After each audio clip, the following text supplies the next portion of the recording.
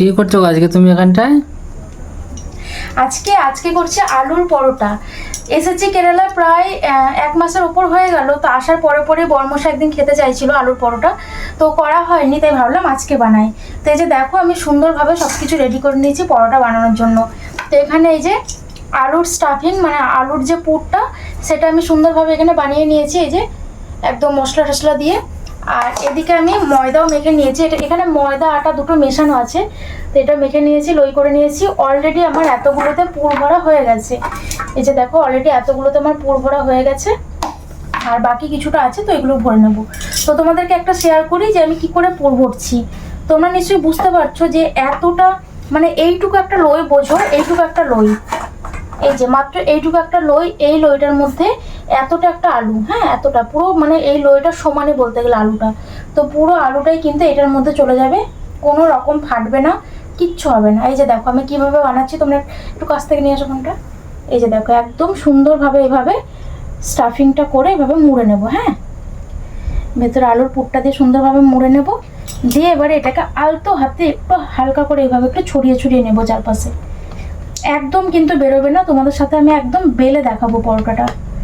এই যে এবারে আমি এটাকে একটুখানি আটার একটুখানি মানে গোলার মধ্যে নেব, দিয়ে এটাকে সুন্দরভাবে একটুখানি বেলে নেব।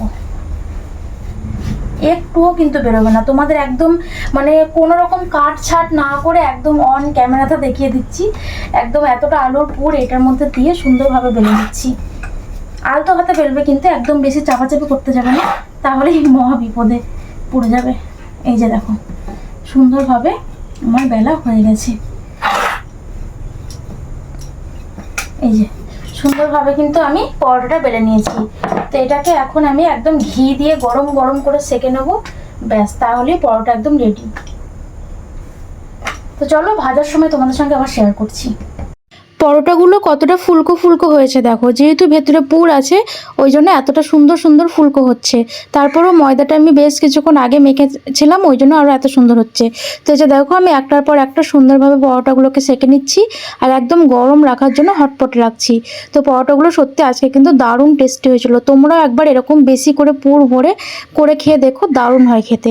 আর সত্যি বলতে আলুর পরোটা শুধু শুধু খাওয়া যায়, আবার অনেকে দই দিয়ে বা চাটনি দিয়ে খায়, কিন্তু আজকে বড়মশাই বলছিল একটু ডিম ভাজো।